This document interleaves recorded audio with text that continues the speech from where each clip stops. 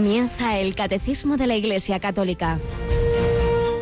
Un programa dirigido por el Padre Luis Fernando de Prada.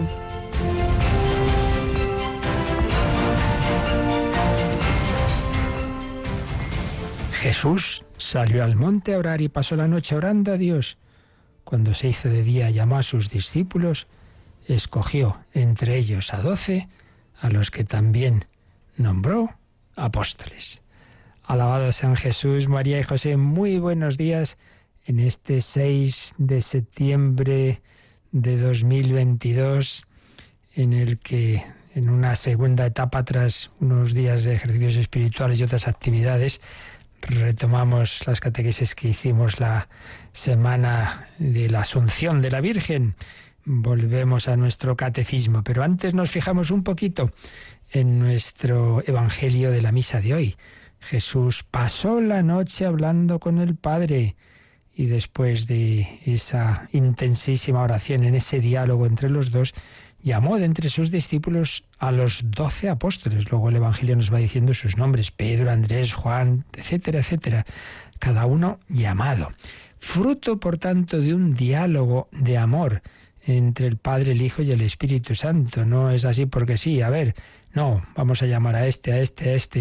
Ellos van a ser los apóstoles de Cristo. Pues tú y yo, querido oyente, cada uno de nosotros no estamos aquí en el mundo, así porque sí, sino con una misión, no simplemente para no ser malos, no simplemente para ser buenos, no simplemente para salvarnos, que no es poco, sino para cumplir una misión al servicio del Señor, también llamados, cada uno una vocación especial, claro, pero todos tenemos una llamada, una misión, todos llamados a la santidad, pero tú y yo, cada uno en un sitio y en una vocación. Yo como sacerdote, tú como seglar, como religioso, como religiosa, en esta situación, en esta otra, padre, madre, soltero, en ese sitio, en ese trabajo, en esa misión.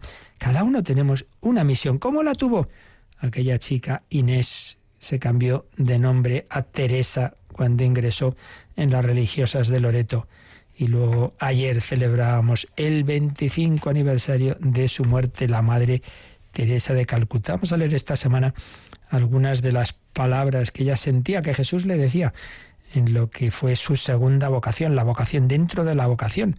Primero tuvo esa vocación religiosa en una orden de enseñanza, las de Loreto, que llamamos habitualmente las irlandesas, pero luego, precisamente un día de septiembre de 1948, me parece recordar, tiene esa segunda vocación, esa llamada de Jesús a fundar algo nuevo, dejando su orden, lo cual era un salto tremendo. Y fijaos en esos diálogos que tenía Jesús con Teresa. ¿Te negarás? ¿Te negarás? Quiero religiosas indias, víctimas de mi amor, que sean María y Marta, que estén tan unidas a mí que puedan irradiar mi amor a las almas. Quiero religiosas libres cubiertas con mi pobreza de la cruz. Quiero religiosas obedientes cubiertas con mi obediencia de la cruz. Quiero religiosas llenas de amor cubiertas con la caridad de la cruz. ¿Te negarás a hacer esto por mí? Madre mía, ¿qué sentiría a Madre Teresa? Una llamada muy dura, dejar esa orden, fundar no se sabía qué, pero el Señor se lo pide con ese cariño, con esas palabras. ¿Te negarás a hacer esto por mí? ¿Te has convertido en mi esposa por amor a mí? ¿Has venido a la India por mí? ¿La sed de almas que tenías te ha traído tan lejos y ahora tienes miedo de dar un paso más por tu esposo, por mí, por las almas? ¿Se ha enfriado tu generosidad? ¿Soy el segundo para ti? Recordad el Evangelio del domingo pasado, hay que poner al Señor por delante de todo, incluso de la propia familia y de la propia vida. El que quiera seguirme tiene que posponer todo. ¿Y ahora qué pasa? ¿Que ya no soy el primero para ti?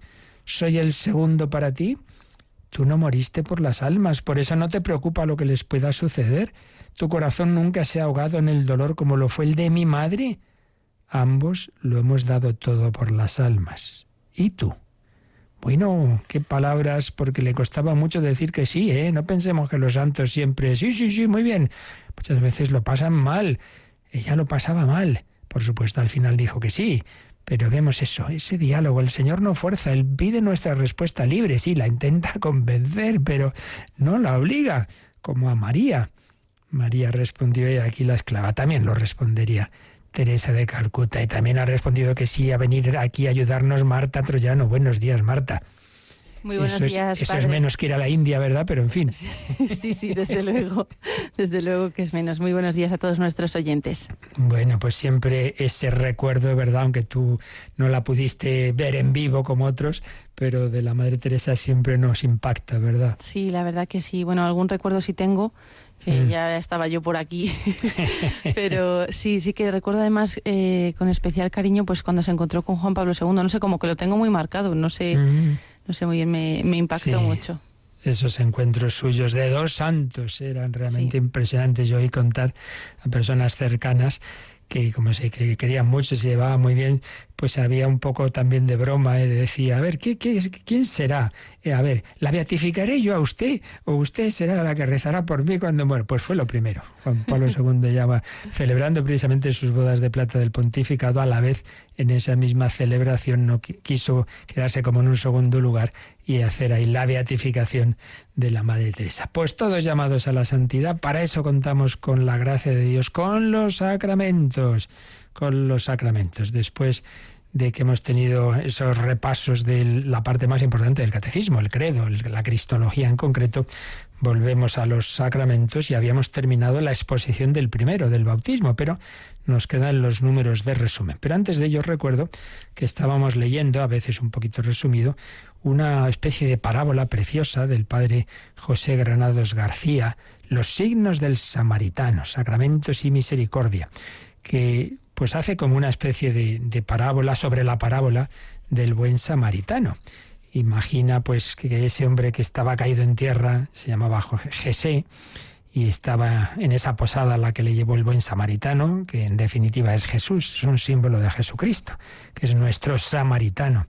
Y que allí en esa posada pues hay un diálogo entre este que ya se va recuperando, unos griegos que estaban ahí de camino, unos paganos por tanto, unos judíos, Nicodemo, el famoso fariseo con el que habló Jesús de noche, y estaban ahí hablando sobre el amor, sobre la misericordia, sobre la compasión. Pues hoy retomamos ese diálogo tan bonito que nos sirve porque el padre José Granados lo va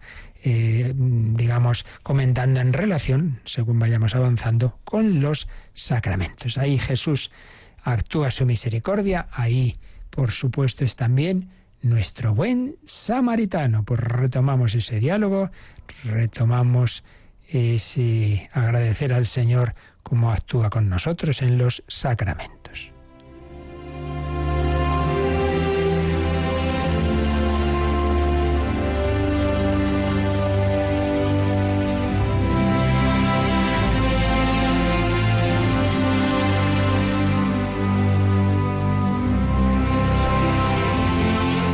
Signos del samaritano, sacramentos y misericordia, por el padre José Granados García.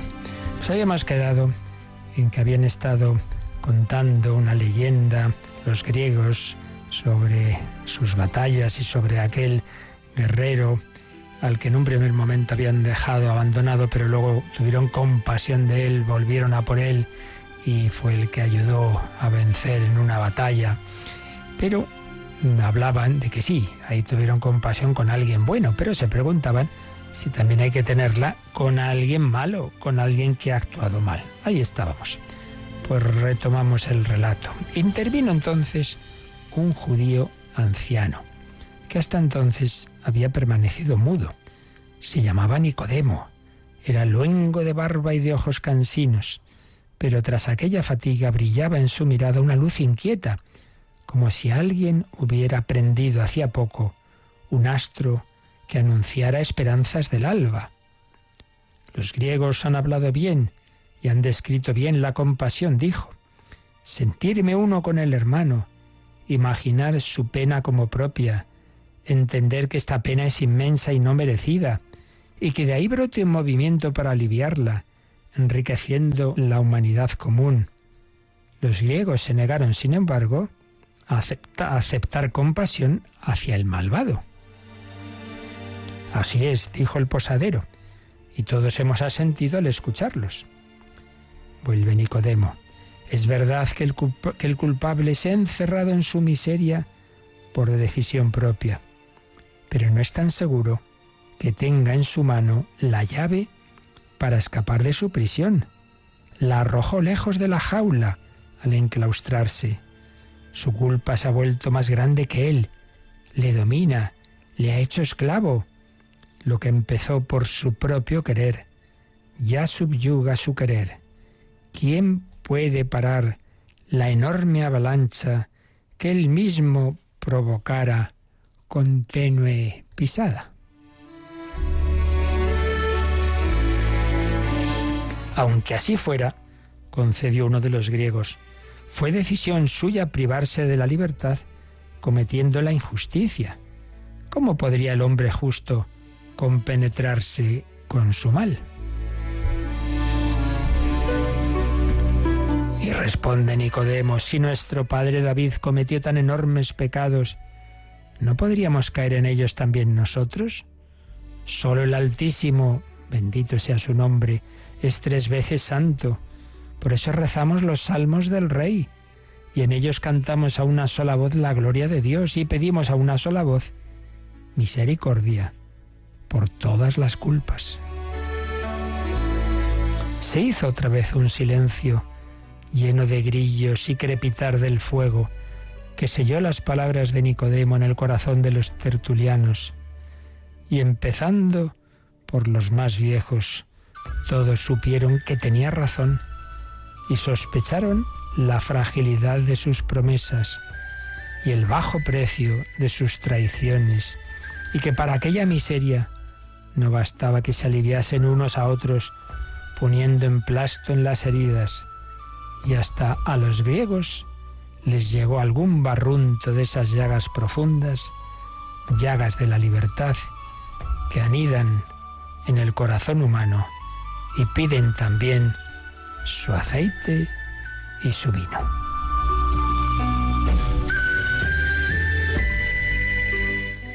Para esta úlcera que hiere tan adentro, la medicina ha de venir de una mano más alta, continuó Nicodemo. ¿Una mano más alta?, preguntaron los griegos.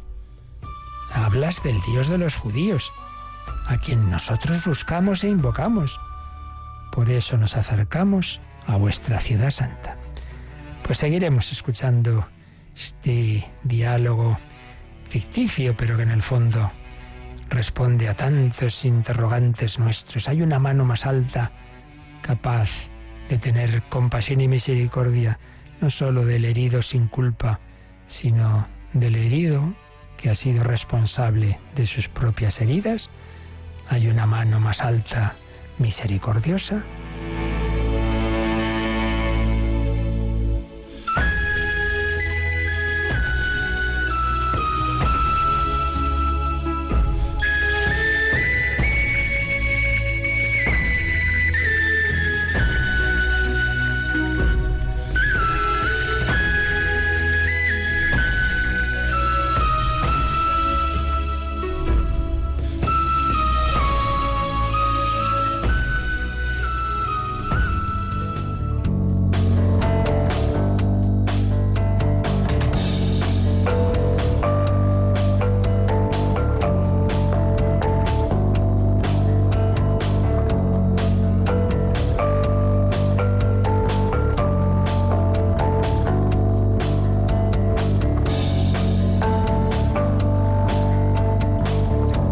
Pues sí, ya sabemos nosotros que sí, una mano, esa mano que le pidió a aquel hombre de la mano paralizada que la extendiera en la sinagoga y dijo que está permitido hacer el bien o el mal, y aquellos que tenían ese rigorismo de la ley pensaban que en sábado no se podía curar y Jesús curó. Hay una misericordia más alta y una mano que actúa a través de esos dedos, esa mano, ese cuerpo místico de Cristo que es la Iglesia, ese brazo, la Iglesia, esos dedos que son los sacramentos. Pues estamos viendo los sacramentos como el camino habitual de la gracia de Dios, de la misericordia de Dios. 7 sacramentos que hemos empezado a ver en la segunda sección de la segunda parte del Catecismo de la Iglesia Católica, que a su vez están agrupados, hay varias formas de clasificarlos que ya vimos. La que sigue el catecismo pues es una muy obvia, que son los 3 sacramentos de iniciación, como se va uno iniciando en la vida cristiana, los sacramentos de curación, que son la penitencia y la unción de enfermos, y los sacramentos de madurez al servicio de la comunidad cristiana, el matrimonio y el orden sacerdotal. Estamos en el primer bloque, los sacramentos de la iniciación cristiana, bautismo, confirmación y Eucaristía. Y estamos en el primero, en la puerta de todos. En el bautismo vimos los nombres de este sacramento, cada uno pues nos da un matiz. Vimos el bautismo en la historia de la salvación, lo que se llama la economía de la salvación. Estuvimos viendo pues diversos números del catecismo que nos hablan de ello.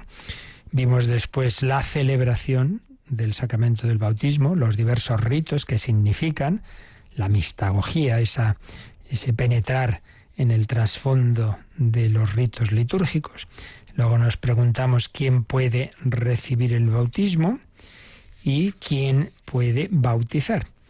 Después la necesidad del bautismo, porque y en qué sentido es necesario el bautismo para la unión con Dios, para la salvación. Y finalmente estuvimos viendo los efectos y frutos del bautismo, la gracia del bautismo. Terminábamos así la exposición de lo esencial que nos quiere transmitir el catecismo y quedan los números de resumen, que siempre que se acaba un apartado del catecismo hace un resumen a su vez.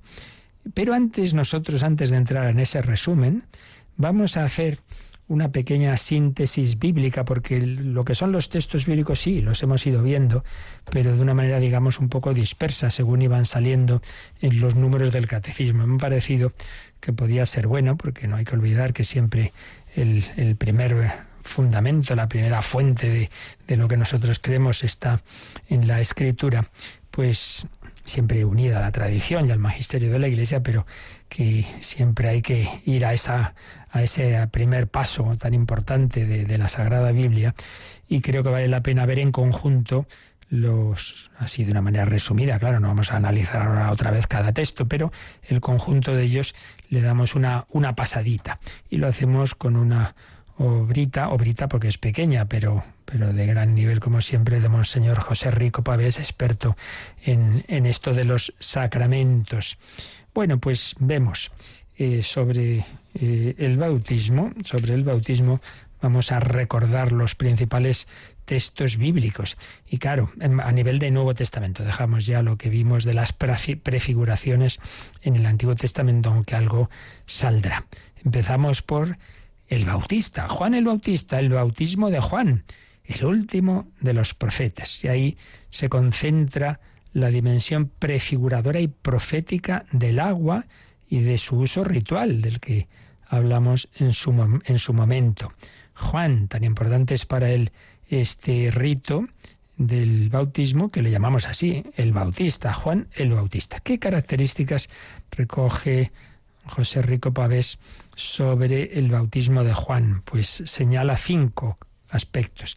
Es un baño ministerial, es decir, no es como muchas religiones orientales, etcétera, que uno se baña a sí mismo, como que uno hace un rito propio de purificación. No te bañas tú, sino que hay un ministro que te bautiza. Eso ya es un signo de que realmente es Dios el que actúa y actúa a través de otro. No eres tú el que te salvas a ti mismo. La presencia de un ministro es signo de que comienzan los tiempos nuevos en los que Dios purificará, como había anunciado en el Antiguo Testamento, por ejemplo, en Ezequiel 36, os lavaré, os daré un corazón nuevo. Baño ministerial. Luego el bautismo de Juan es de origen profético. No está su origen, ya lo vimos también, ni en los prosélitos, ni en los esenios, ni en los mandeos, diversos grupos, diversas sectas que había. No. El bautismo de Juan, su origen, hay que buscarlo en las profecías escatológicas del Antiguo Testamento y sobre todo en la conciencia personal que Juan había recibido por obra del Espíritu Santo de que llegaba el Mesías y que él estaba llamado a preparar el terreno. Él proclamaba esa llegada, ese anuncio del perdón, de la conversión, pero no porque lo diera él el perdón, sino porque iba a llegar ya el Mesías. Tercera característica es precisamente lo que ya apuntábamos, que es preparación y anuncio. Juan no inventa un nuevo tipo de baño. Él proclama un bautismo con el signo de la conversión, pero no es un bautismo definitivo, es preparatorio. Él bautiza con agua porque él no es el Mesías. Va a llegar a uno que va a bautizar en el Espíritu con mayúscula. Él os bautizará con Espíritu Santo. Cuarto rasgo es que no es algo individualista, es un acto comunitario y por eso pues llegaban muchísimas personas. Hubo una conmoción nacional, un bautismo abierto a todos, incluso a los paganos. Y finalmente es un bautismo, ya lo hemos también un poco apuntado, de conversión. De por sí no da el perdón de los pecados, pero prepara a recibir a aquel que sí, que va a darnos el perdón de los pecados, que como le dijo el ángel a María, a José, mejor dicho, le pondrás por nombre a Jesús, porque él salvará a su pueblo de los pecados. El bautismo de Juan señala el fin de un testamento y el comienzo de otro. Su función es preparar a los que han de creer en el Evangelio. Pues sería el primer bloquecito de textos sobre el bautismo en el Nuevo Testamento, son los que nos relatan pues esta acción de San Juan el Bautista. Segundo paso, cuando ya llega nuestro Señor Jesucristo. Y evidentemente una de las cosas que estuvimos diciendo es que todos los sacramentos, su autor es Cristo. El que su autor sea Cristo, hay que entenderlo no como muchas veces podríamos entender hoy. ¿Este libro de quién es? Es de tal persona. Mira, sí, lo ha escrito él y tal.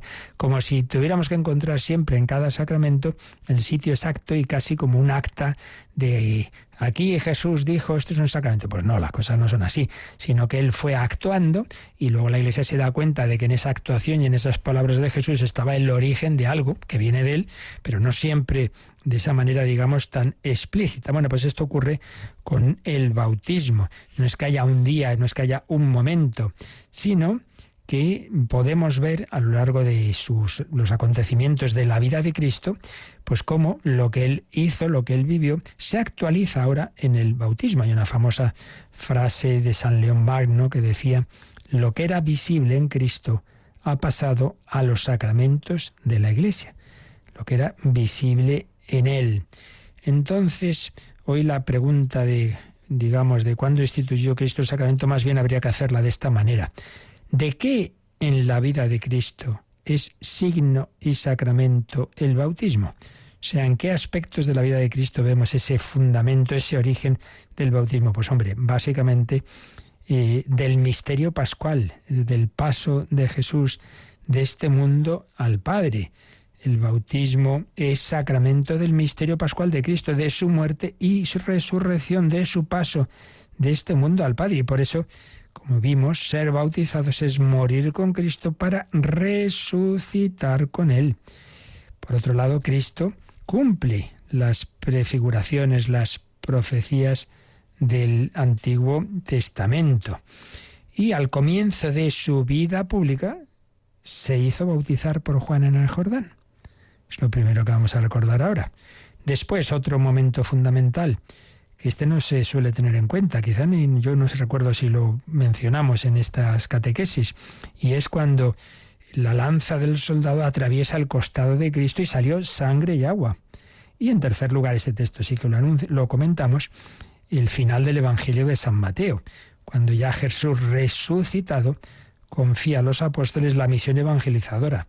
Id y haced discípulos de todos los pueblos, bautizándolos en el nombre del Padre y del Hijo y del Espíritu Santo. 3 acontecimientos de la vida de Cristo clave que están en el origen fundacional del bautismo. Primero, su propio bautismo. Nos lo cuentan de una manera, digamos, narrativa los 3 evangelios sinópticos y de otra manera más suya, una alusión también hay en San Juan, pero son fundamentalmente los sinópticos, Mateo, Marcos y Lucas, a su vez cada uno, pues como era habitual, pues con unos matices, acentuando algunos aspectos. El Evangelio de San Mateo, por ejemplo, subraya la superioridad de Jesús respecto a Juan el Bautista.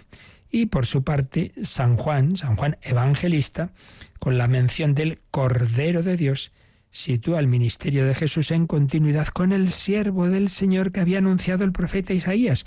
Los cánticos del siervo. Podemos leer Isaías 53:7. Bueno, pues en los relatos evangélicos podemos subrayar, señala Rico Pavés, 3 elementos. En primer lugar, la solidaridad de Jesús con los pecadores. Se pone como uno más en la fila de los pecadores. No está mal, no está mal. La humildad del Hijo de Dios. Segundo lugar, las palabras que se oyen. Este es mi Hijo, el amado, escuchadle. En tercer lugar, la manifestación del Espíritu Santo, con ese símbolo de la paloma. ¿Qué significado tiene este bautismo de Jesús? Pues por un lado es manifestación de que Él es el Mesías de Israel y el Hijo de Dios. Este es mi Hijo amado. Es una teofanía. Es una manifestación, una epifanía. Recordemos, la epifanía, la primera que celebramos es la de los magos que van a adorar a Jesús, pero la segunda es esta. Por eso el tiempo de Navidad, después de celebrar la epifanía, la adoración de los magos, siempre culmina con el bautismo del Señor. Manifestación de que Él es el Mesías de Israel y el Hijo de Dios. Segundo lugar, es anticipo de la Pascua y comienzo de la misión como siervo del Señor. Jesús se humilla, se mete en el agua como símbolo de su muerte, pero luego sale del agua como signo de la resurrección. Y tercer aspecto, la teofanía trinitaria y unción con el Espíritu Santo. Descendió la paloma, signo del Espíritu Santo que unge al hombre Cristo Jesús. Claro, el hombre Cristo Jesús, su persona es divina desde siempre, ya lo sabemos. Es una persona divina con 2 naturalezas. Pero eso no quita que la naturaleza humana, que está llena del Espíritu Santo desde su concepción, puede recibir nuevas infusiones del Espíritu Santo. A veces no nos damos cuenta de que si hoy día, por desgracia, más bien se tiende al nestorianismo, al arrianismo, es decir, a dejar en segundo lugar la divinidad de Cristo, pero también puede ocurrir lo contrario, que confundamos nuestra fe en que Jesucristo es el Hijo de Dios con el monofisismo, es decir, pensar que están fusionadas, confundidas la naturaleza humana y la divina.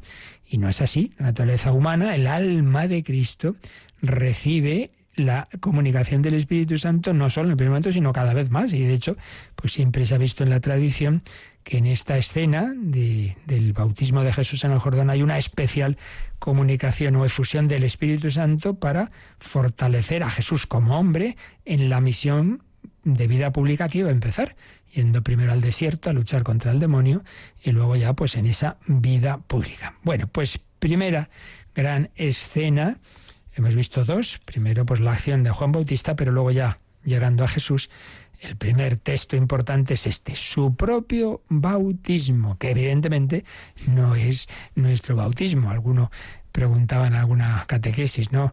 Pues si eso era un sacramento. No, los sacramentos empiezan después de que Jesús resucita y asciende al cielo. Los sacramentos son del tiempo de la Iglesia, pero era una manera de decirnos a nosotros que nosotros íbamos a recibir un bautismo, pues que Jesús mismo había prefigurado en el Jordán.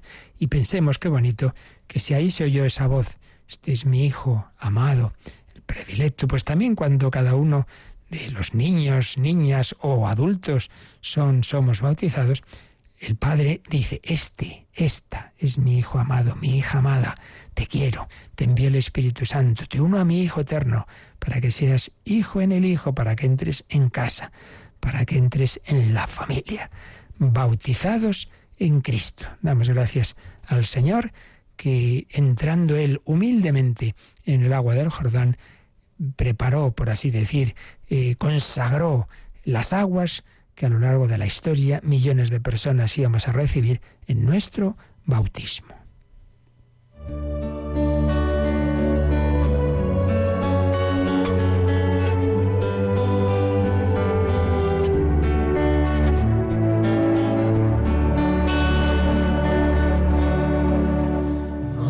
Porque sea de la mar el autor de la limpieza, porque el bautismo ni en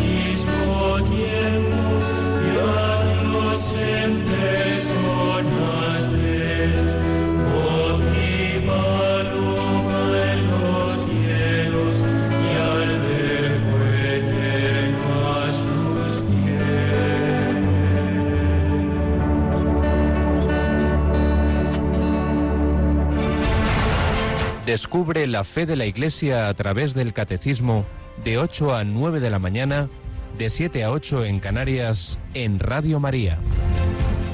El bautismo de Jesús, prefiguración del nuestro. Segunda escena que recordamos de los textos del Nuevo Testamento, fundamento del bautismo, el costado traspasado del Redentor. Nos lo cuenta San Juan. Solo este Evangelio, el cuarto, nos habla, porque él estaba ahí. Era testigo directo de esa lanzada del soldado romano.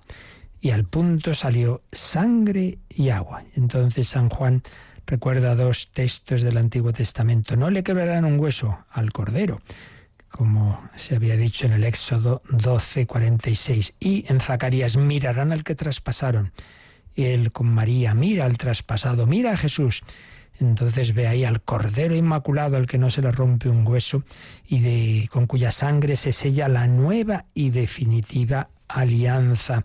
Y recuerda ese texto de mirarán al que traspasaron, que decía también el profeta Zacarías, que ahí se derrama un espíritu de perdón y de oración. La humanidad, mirando al Señor, mirando al traspasado, recibe un don de conversión. Si es cuando uno realmente se convierte, es cuando se da cuenta no simplemente que yo he actuado mal, con fallo mío, no. Es que esto le ha traspasado a Dios, le ha herido el corazón. Es cuando uno se da cuenta que ha hecho daño a una persona humana, pues aquí a una persona divina, a tres personas divinas. No contristéis al Espíritu Santo, y para que nos lo creamos lo vemos en el cuerpo herido de Cristo. Mirarán al que traspasaron, sí, pero la respuesta de Jesús no es la venganza, es el perdón. Salió sangre y agua. La sangre, Él da su vida por nosotros, y el agua nos da la vida nueva, la vida del Espíritu Santo, porque ya vimos que el agua es uno de los signos del Espíritu Santo. Y aquí también hay que poner en relación esta escena de San Juan con otras dos escenas que él cuenta también. Uno, cuando en aquella fiesta que había en que era muy importante el agua, Jesús gritó: el que tenga sed, que venga a mí y beba. El que cree en mí recibirá esa fuente, recibirá el agua viva. Lo tenemos en el capítulo 7 de San Juan, Juan 7, 37 y siguientes. Ese costado traspasado de Jesús se ha convertido en la fuente de la que brota la vida eterna. Eso que había visto ya Ezequiel, que del lado derecho del templo, una visión, salía agua. Pues sí, del costado derecho de Cristo sale el agua. Es el manantial del que brotan los sacramentos. Los santos padres han visto en el agua pues el bautismo, signo del bautismo, y en la sangre el signo de la Eucaristía. Y han establecido también un paralelismo entre Jesús y Moisés. Jesús y Moisés, porque Moisés convirtió, una de las plagas fue convertir el río Nilo en sangre, y luego sacar de la roca el agua. También han visto los santos padres como de uno de los relatos de la creación, con el símbolo de que Adán se había dormido y Dios sacó de su costilla a Eva. Ya sabemos que esto es una manera de expresar verdades teológicas. Bueno, pues así como Eva fue formada a partir de la costilla de Adán dormido, la nueva Eva, la Iglesia, ha sido formada del costado abierto de Cristo, que duerme muerto en la cruz. La nueva Eva, que es María, la que está ya al pie de la cruz, pero es también la Iglesia, porque precisamente María y Juan pues están ahí representándonos a todos nosotros, a la Iglesia, al discípulo. Recibimos la vida nueva. Y todos los santos padres, es una de las escenas más comentadas. Por ejemplo, San Juan Crisóstomo explica el nacimiento de la Iglesia y de los sacramentos a partir de ese costado traspasado del Señor. Y tiene un texto precioso cuando dice que beber del cáliz de la Eucaristía es como si fuéramos ahí a beber del costado abierto de Cristo. Dice así: se cumplió un misterio inefable. No accidentalmente o por casualidad brotaron esos arroyos de sangre y agua, sino porque la Iglesia había sido fundada a partir de ambos.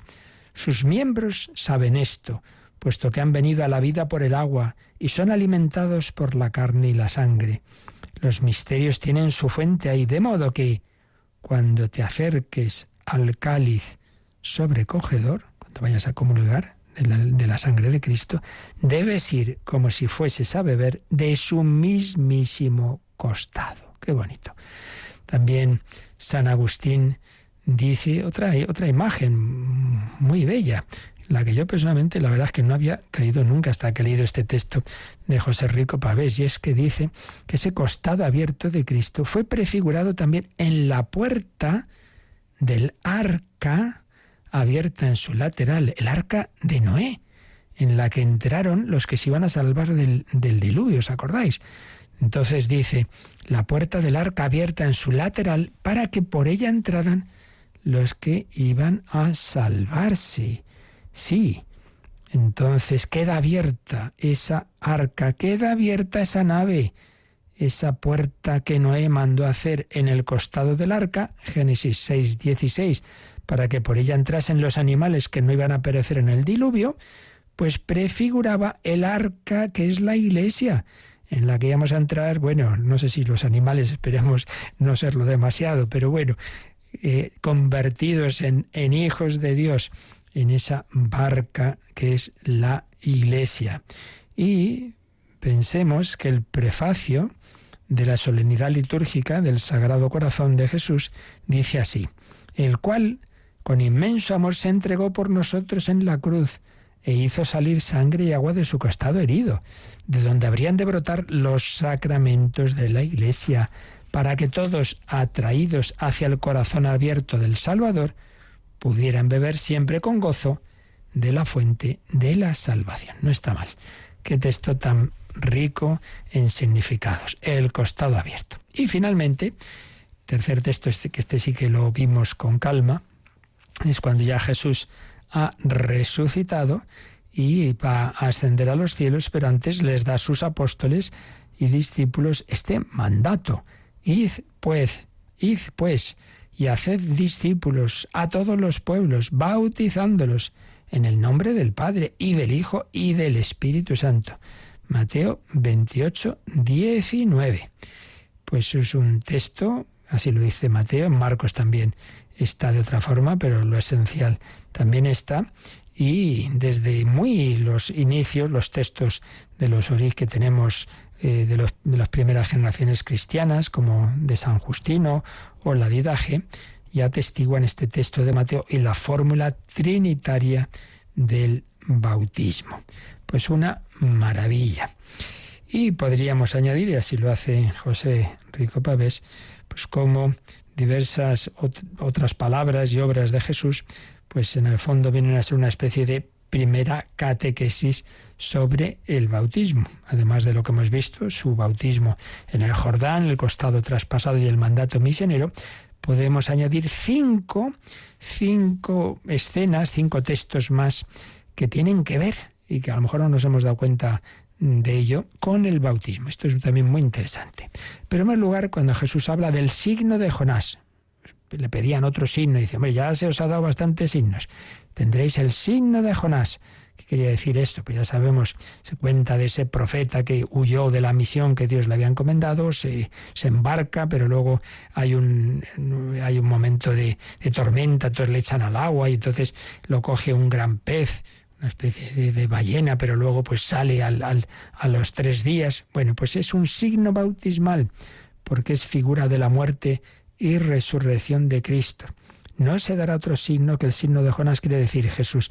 El milagro fundamental que va a ocurrir es mi resurrección, mi muerte y resurrección. Eso es lo principal. No busquéis ya más milagros, que luego Dios los hace, pero no hay que apoyarse en eso. Lo importante es el signo de Jonás, signo bautismal, por ser figura de la muerte y resurrección de Cristo. Otro texto muy importante, del diálogo de Jesús con Nicodemo. Bueno, ahí sí que es clarísimo y explícito, ¿no? Cuando Jesús dice, este texto ya lo vimos, que hay que nacer del agua y del Espíritu. Más claro imposible. Entonces el bautismo es presentado como una regeneración, como nacer de nuevo, nacer de lo alto, a partir del agua y del Espíritu. Ahí vemos lo que son los sacramentos. Los sacramentos es una acción de Dios, es Dios el único que hace eficaz, claro, no nosotros, pero que la hace contando con lo material. Es que esa es la dinámica de la encarnación. Dios no se ha quedado como antes en hablarnos desde lo alto, inspirando a los profetas, a los textos bíblicos.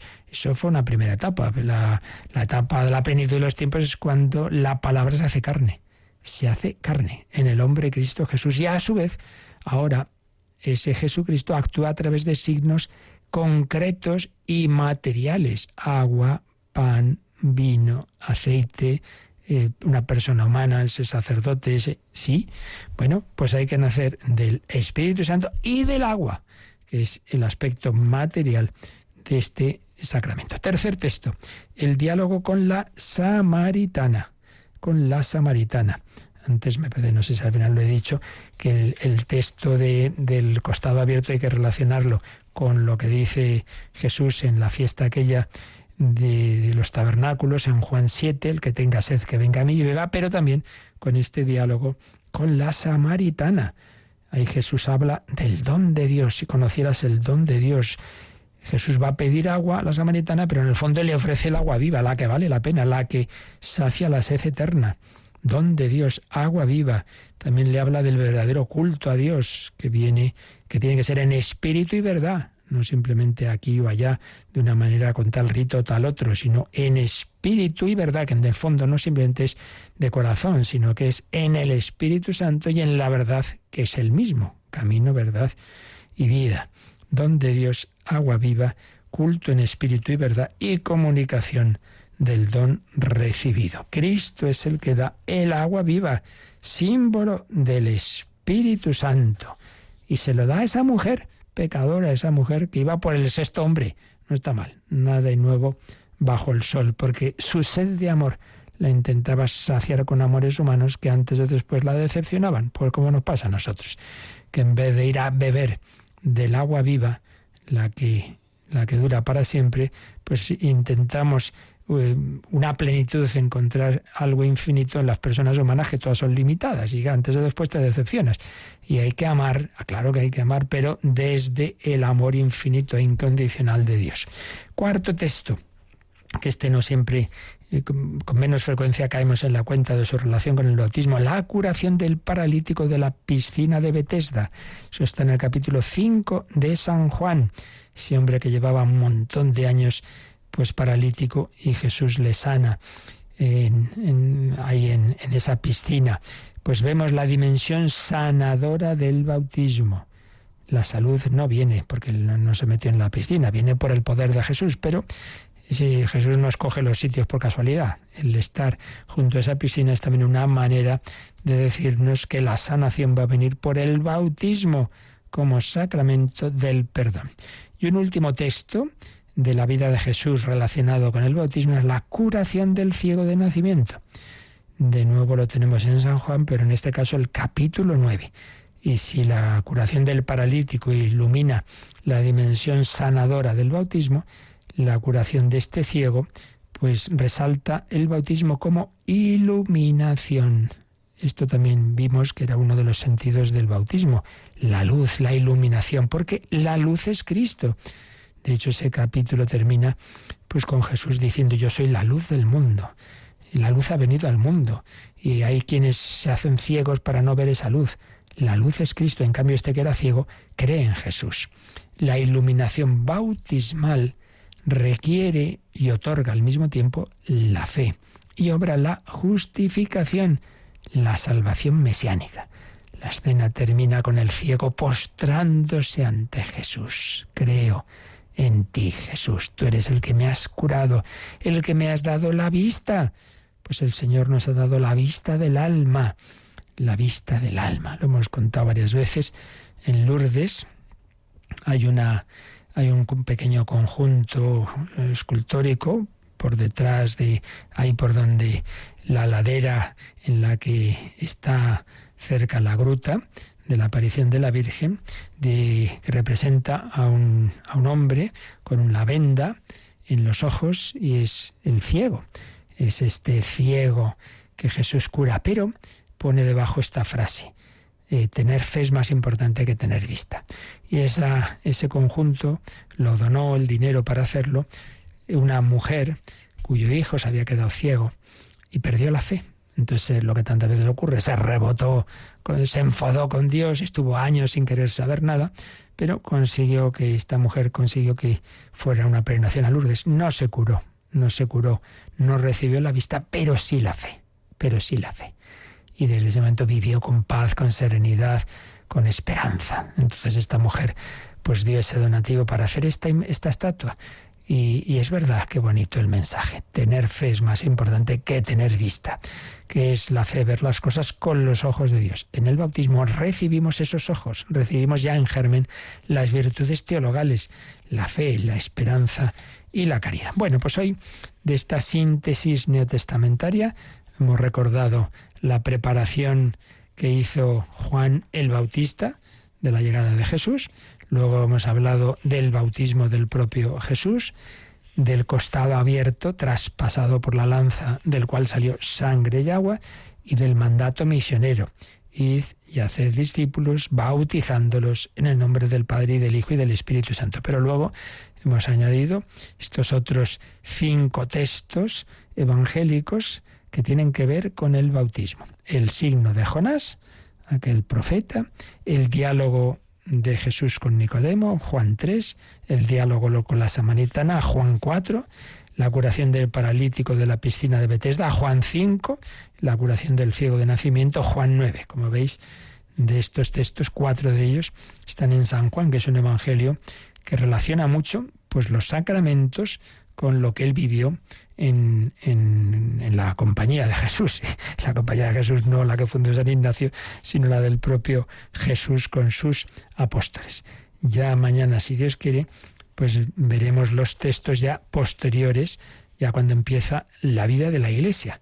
¿Qué textos del Nuevo Testamento tenemos? Los de los Hechos de los Apóstoles y las cartas de San Pablo. Pero creo que nos ha venido muy bien esta síntesis de Monseñor José Rico Pavés de estos textos, así vistos todos en conjunto, y junto a los que añadiremos mañana, nos vienen muy bien para tener esa síntesis bíblica de la que procede pues nuestro bautismo. Le damos gracias al Señor por recibir esa agua viva, esa agua que nos limpia, esa agua que nos purifica, y poder beber esa sangre cuando comulgamos. Alma de Cristo, santifícame. Cuerpo de Cristo, sálvame. Sangre de Cristo, embriágame. ¡Qué maravilla! Pues tú y yo podemos recibir a través del bautismo y de la Eucaristía, podemos beber del costado de Cristo. Tenemos unos minutitos, si tenéis alguna cuestión de este u otros temas, algún testimonio, nos recuerdan cómo podéis hacérnoslo llegar. Participa en el programa con tus preguntas y dudas. Llama al 91005-9419. 91005-9419. Puedes escribir un mail a catecismo@radiomaria.es o escribirnos un mensaje al teléfono de WhatsApp 668 594 383. 668 594 383.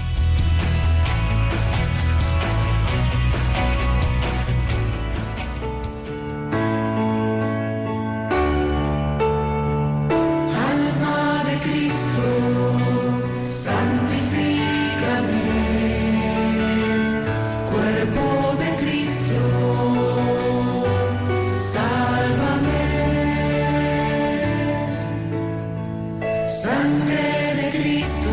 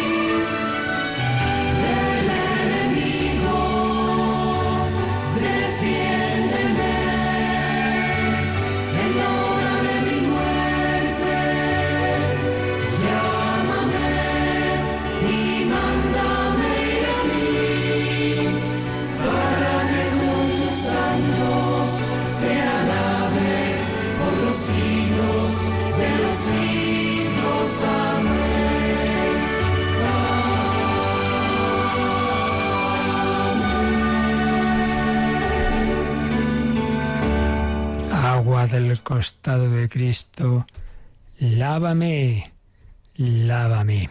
Teníamos un correo de José Gabriel que preguntaba ¿por qué no hay una fiesta en honor de Dios Padre? Porque las hay, claro, de nuestro Señor, de la Virgen, de los santos, del Espíritu Santo. Bueno, para empezar, como en otras ocasiones he dicho, yo no soy especialmente experto en liturgia. Esta sería más una pregunta para los buenos y extraordinarios programas de liturgia que tenemos. Pero yo me atrevería a decir esto. Hay una fiesta de la Santísima Trinidad. Dios es uno y trino, como bien sabemos, ¿no? Eso está claro. Entonces, ¿por qué no hay una fiesta de Dios Padre y sí la hay del Hijo y del Espíritu Santo? Bueno, es que propiamente no hay una fiesta del Hijo y del Espíritu Santo. Me explico. Hay muchas fiestas de las acciones del Hijo de Dios. O sea, hecho hombre. Celebramos su nacimiento, celebramos su bautismo, celebramos su pasión, celebramos su muerte, celebramos su resurrección. Tampoco la hay propiamente del Espíritu Santo, sino de la acción de Pentecostés. Es decir, estamos hablando de hechos ocurridos en la historia, de hechos de la historia de la salvación, que son obra de la Santísima Trinidad, pero en los que hay una manifestación, claro, ante todo de Jesucristo, del Hijo de Dios, porque se hace hombre. Claro, ese sí que son acciones muy claras y que celebramos en un momento dado, que han sido realizadas esas acciones, y lo mismo la comunicación del Espíritu Santo en Pentecostés. Pero el hacer una fiesta de Dios Padre, claro, Dios Padre actúa siempre porque están unidos el Padre, el Hijo y el Espíritu Santo, pero podría dar lugar a hacer como una separación, como si no... Porque ya digo, no hay una acción específica que podamos celebrar como si celebramos en estas otras fiestas, ¿no? Pero bueno, repito que esto es lo que a mí me parece así a bote pronto, pero le sería bueno que le preguntáramos a los que llevan nuestros programas de liturgia. Luego, Marta, te han preguntado algo sobre las profecías. Sí, así es. Ha llamado un oyente para preguntarle qué opina sobre las profecías en general y en particular sobre las que haya dicho pues algún santo. Bueno, pues yo no...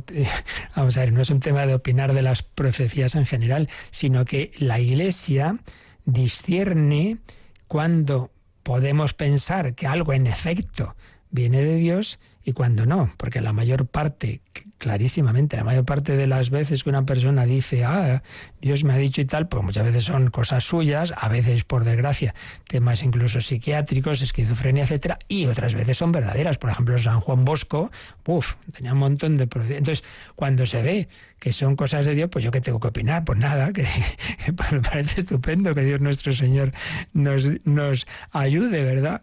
Nos ilumine en momentos concretos con algo. Siempre eso sí, O sea, yo es que esto no sean opiniones mías, yo aquí no vengo en el catecismo a dar opiniones mías, eso las podré decir tomando un café con alguien, pero aquí yo lo que intento es transmitir lo que dice la Iglesia. Entonces, lo que dice la Iglesia sobre lo que en el fondo son, digamos, podemos meterlo en el capítulo de las revelaciones privadas, está al principio del catecismo. Y ya lo vimos en su momento, ¿no? A ver si lo encuentro ahora mismo rápidamente. Está muy al principio porque lo importante es la revelación pública que Dios nos ha hecho, ¿no?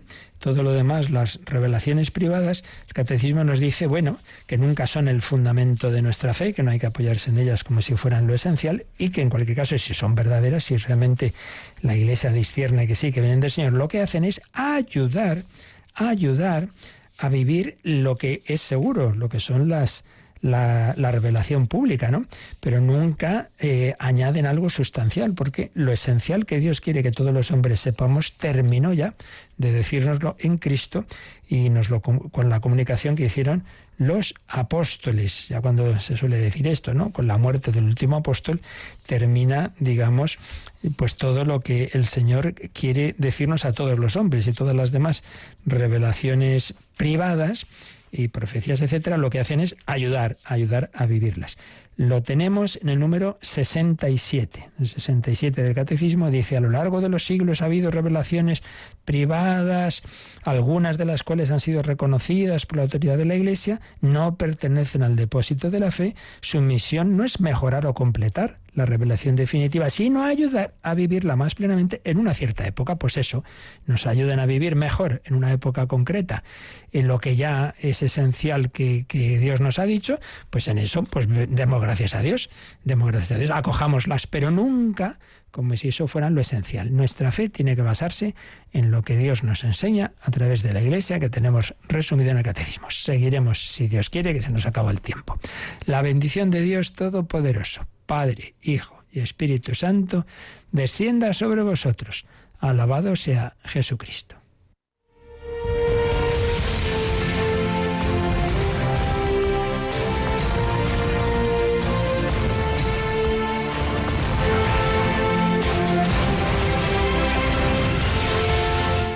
Han escuchado en Radio María el Catecismo de la Iglesia Católica, un programa dirigido por el Padre Luis Fernando de Prada.